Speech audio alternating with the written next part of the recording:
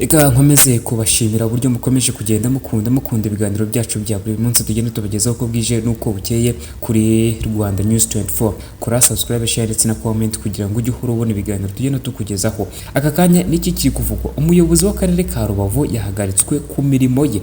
Umuyobozi w'akarere ka Rubavu nyine Kambogo Ildefonse yahagaritswe ku mirimo n'inama njyanama imushinja kutuzuza inshingano ze, harimo ibibazo birebana n'ibiza byahitanye benshi muri ako karere. Amakuru dukesha ibinyamakuru bitandukanye birimo Kigali Today ndetse n'ibindi yamenyekanye nuko nyine Kambogo yakuwe ku mirimo ye kubera kutubahiriza inshingano ze, aho Minisitiri w'Intebe Dr Edouard Ngirente yitabiriye gahunda yo gushyingura abahitanywe n'ibiza mu karere ka Rubavu, ugasanga imyiteguro idahagije. Kigali Today yagerageje kuvugana na Kambogo Ildefonse ariko ntibyashoboka, igerageza kuvugisha perezida w'injyanama nyine y'akarere ka Rubavu nawe ntiyafata telefone. Kambogo ashinjwa kuba atarakoranaga neza n'inzego bikangiza akazi hamwe no kutubahiriza imyanzuro yafatwaga n'inama njyanama. Ibi bikaba byiyongeraho kuba hari umushoramari yahaye ikibanza mu gice cyahariwe inganda kandi ubwo burenganzira butangwa na Minisiteri bifite mu nshingano. Kambogo Ildefonse yatorewe kuyobora akarere ka Rubavu muri manda iheruka avuye muri RDB.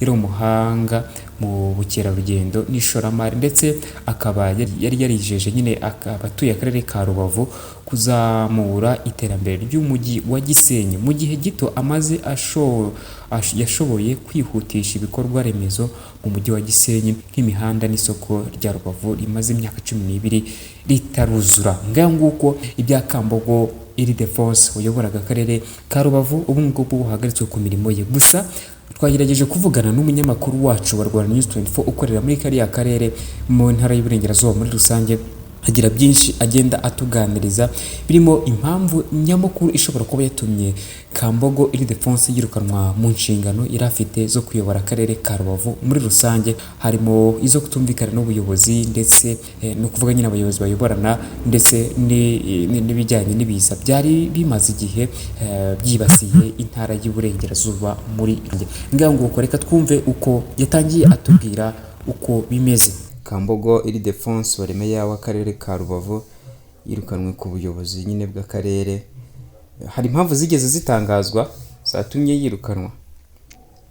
Mu ibaruwa mfitiye imbere yanjye yashyizweho umukono na Dr Kabano Inyasi, akaba perezida w'inama njyanama.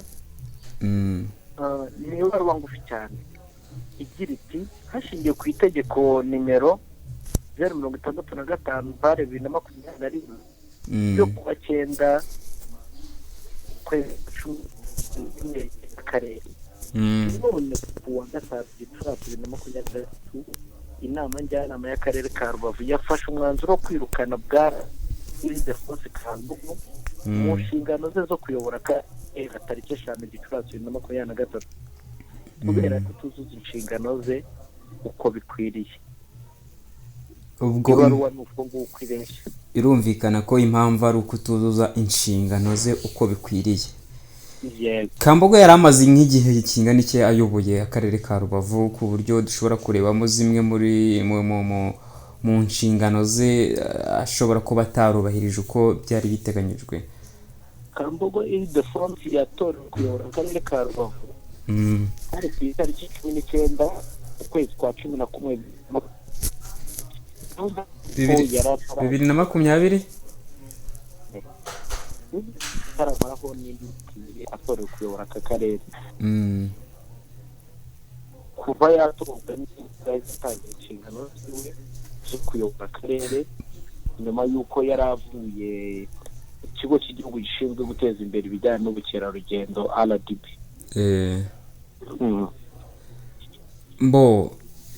Ku bijyanye no kutuzuza inshingano ze, turamutse tube twirengagije ikibazo cy'ibiza cyari kimaze iminsi kivugwa aho ngaho n'ubu ngubu gifite ingaruka zitandukanye turi guhangana nazo, ni nk'izihe nshingano zaba ziri kugaragara cyangwa se zitubahirijwe nk'uko byari biteganyijwe nk'uko iyo baruwa iri kugenda ibigaragaza?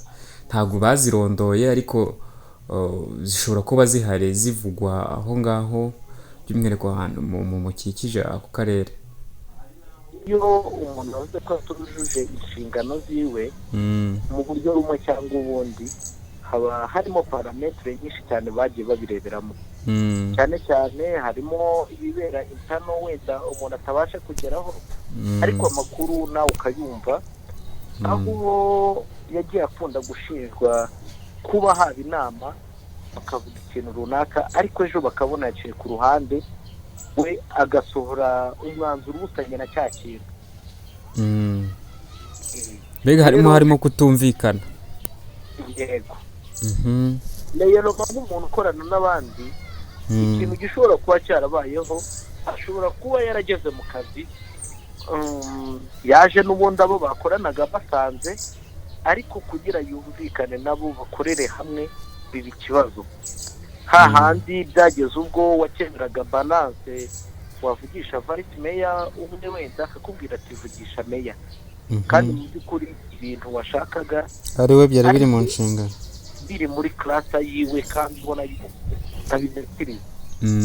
iyo byagize gutyo urumva hari ubwo byagiye bikunda kuba rimwe na rimwe nk'umuyobozi runaka wungirije w'akarere yavuga, undi akavuga ati ko ari njye muyobozi w'akarere, akaba nanjye umuvugizi wako ushaka kunsimbura. rero iyo nayo imwe muri parametere, hari ubwo ugenda ugasanga ushatse kwikubira ibintu byose, ariko noneho bya bintu utabimekiriye. ariko umutego yaje kugwamo rimwe na rimwe, ugasanga habayeho ikintu cyo kubeshya, yaba abanyamakuru cyangwa no kubeshya abanyarwanda, kuko kugira ngo wenda wifuza ati nimba umunyamakuru akubajije ikintu, kandi mu by'ukuri ushobora kumubwira ati reka nze mbaze cyangwa ngitekerezeho mbone ngusubize, ariko we yihutiraga kugusubiza ati tugiye kubikurikirana even if nubwo yaba atanabikurikiranye. akumva yuko wenda kuba akuvugishije ibyo ngibyo bihagije, izindi nzego zitazakurikirana follow up ya nkuru yakoze. hari zimwe muri serivisi za leta zihabwa abaturage, ibijyanye na mituweli, ibijyanye na VUP. nigeze kujya numva ibibazo bivugwa hakurya mu kirwa cya Nkombo, bavuga ngo ubutaka bwabo ntibwera, nta gaciro bufite, kuba batabona uburyo bubafasha kwambuka bajyayo banagaruka hakuno. ibyo hari aho byaba bifitanye isano, zimwe muri serivisi wenda zikaba zaradindiye bitewe n'uko abifitemo ukuboko. ibibazo by'abaturage byo ni byinshi, nta nubwo n'undi uzajyaho sinzi ko ibibazo by'abanyarubavu azabirangiza, kuko ugenda ugasanga bafite karagita nk'iy'abakongomani nyine. bumva ko bakeneye kubaho ari nk'aho biyoboye, aribo ubuyobozi bw'akarere. ariko nk'umuntu burya ugeze mu kazi runaka, hari ufite abantu benshi, ufite amaboko menshi cyane yakagufashije kugera ku nshingano. ntabwo ntekereza ko umuntu nka meya kwicara ukavuga uti mfite PSF, mfite jafu irimo abo banyamadini, ibibazo byose wahura nabyo, abo bantu nibo bantu ba mbere mwakwiriye gushyira hamwe mugasenyera umugozi umwe, ukavuga uti abaturage banjye bafite ibibazo ibi n'ibi, kandi namwe mukorera muri aka karere, bagaterana ingabo mu bitugu bakabikemura. ariko igihe cyose ubaye nk'aho nakwita nyamwigendaho, ugahora mwihangana, ibibazo byavukaho kugira mu bikemurire mu gikari, ugahita wirukankira kurega abandi bantu mukorana, abantu bo hejuru nabo ubwabo bakubonamo ubwana bwinshi. icyo ngicyo gishingira ku kuba wenda hari ubwo umuntu yabaga nka Meya Kambogo, amakuru avuga yuko yazanwe n'uwahoze ari minisitiri w'ubutegetsi bw'igihugu Gatabazi Jean Vianney mu kurwanya ikintu cyahoze muri aka karere ngo cyagogwe na Goyi. ubwo icyo ni iki? icyo cyagogwe na Goyi ubwo ni iki? nabyita ko ari nk'amoko cyangwa ironda gace ironda akarere. yego uriya ni umugoyi uriya ni umugogwe. noneho rero ibyo bintu uzi iyo nkubiri ibyo yasize ikoze mbere kaboneka nayo ubwayo nyuma isa gucika, ariko reka tubivuge gutya, tuvuge ko mu byo yazize harimo andi makosa menshi cyane yagiye afata imyanzuro, harimo nk'aho yigeze afatikanyije n'abakozi ba RTDA bahereza umuntu icyangombwa cyo kubaka uruganda, nubwo ari muri zone industrielle ya Rubavu, ariko haracyari mu abaturage ntibaraba exproprié, bigera ubwo Minicom yibaza impamvu akarere gatanga icyangombwa cyo kubaka uruganda Minicom itabizi, Minisiteri y'Ubucuruzi n'Inganda itabimenyeshejwe. yego ariko icyo gihe nge nari mari meya atangira kuvuga ati aba ari ukugira ngo abashoramari bataducika n'iki nko kurwana n'icyo kintu, aho kugira urebe ingaruka icyo kintu kizateza nyuma. ivugwa yuko nyine habagaho kubuka mu gufata imyanzuro imwe n'imwe. birumvikana. Ese hari aho byaba bishingiye bamwirukanye mu gihe hari inkubiri y'ibiza byari byibasiye intara y'Iburengerazuba, Amajyepfo n'Amajyaruguru, ariko mu Burengerazuba byakoze no ku karere ka Rubavu. Hari aho byaba bifitanye isano?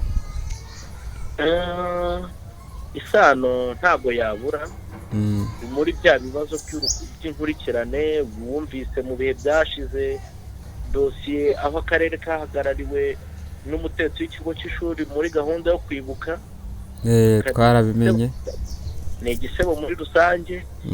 mu minsi ishize akarere ka Rubavu kaributse by'umwihariko umurenge wa Gisenyi ahazwi nka Commune Rouge.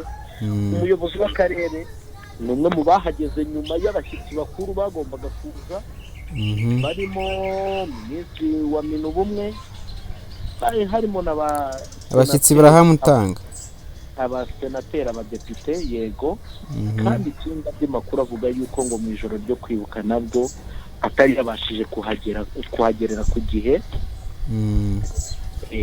ariko noneho tugarutse kuri icyo kintu warumbajije, ese iyirukanwa ry'umuyobozi w'akarere ka Rubavu Kambogo Ildefonse bivuye hehe n'ikibazo cy'inkubiri y'ibiza cyangwa icyago cy'ibiza cyagwiririye aka karere ka Rubavu?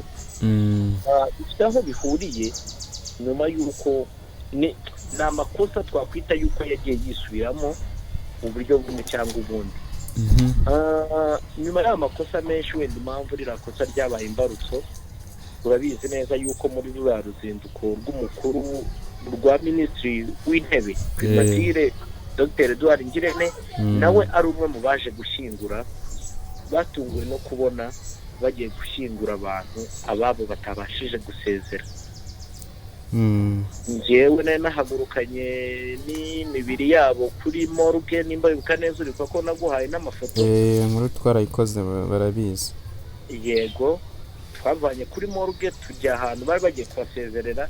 nimba warabonye za foto bari kubavana mu modoka ya polisi yari ipakiye serikeyi naguhaye, bari bagiye aho ngaho, bari bagiye gusezerwaho. uribuka yuko n'undi twavugaye tubwira ko bagiye kubasezeraho nko mu minota ingahe, gitifu w'intara we yahise ababwira ati yaka mikorofone wari MC ati minisitiri agiye kuhagera, muze tugende gushyingura.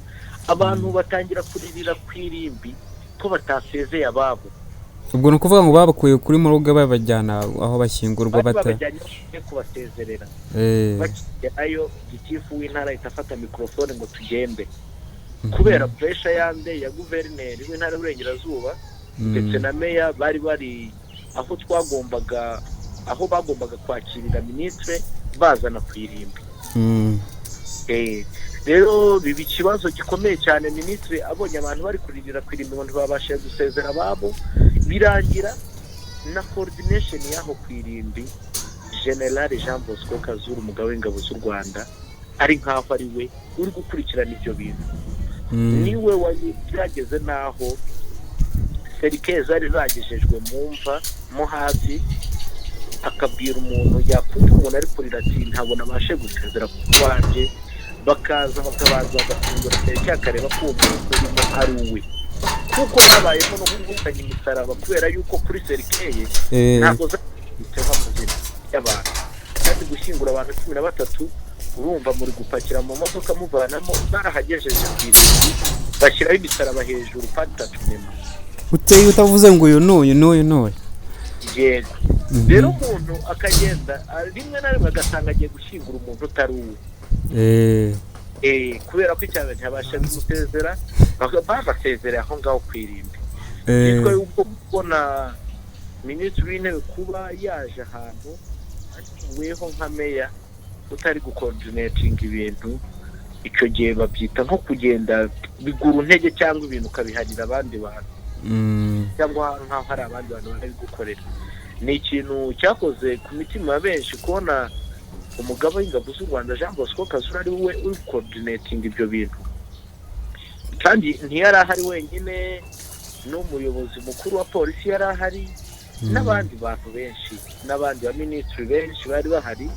Rero ni kimwe mu bintu byababaje abantu benshi kubona yuko abantu bagiye gushyingura ababo batabashije kubasezeraho. Bo nta kundi ubwo tukomeze turebe. Gusa nanone nyuma yaho nuko n'abandi bantu abaturage bari bagiye gucumbikirwa bari basizwe heru n'ibiza bavuga yuko aho bari bafashwe nabi. Ikindi kandi uretse no kuvuga ngo abo bantu bashinguwe, wabonye serikare bashinguwemo by'ibihumbi 10, mu gihe akarere ntabwo gakennye ku buryo kabura n'amafaranga wenda ibihumbi 150 byo kugura serikeye yiyubashye, abaziziriza bakabasha guhabwa icyubahiro bakwiriye. Ubwo ni ukuvuga ngo ibyo ngibyo byose biri mu bireba akarere katari kubahiriza neza. Yego. Bo urakoze cyane, ariko ubwo dutegereze, birashoboka ko hari n'ibindi bizagenda bimenyekana nyuma. Ibyo nibyo turi ubashije kutubwira muri aka kanya, kandi turaza gukomeza gukurikirana. Murakoze cyane, ndike turabashimiye cyane. Urakoze cyane. Yego.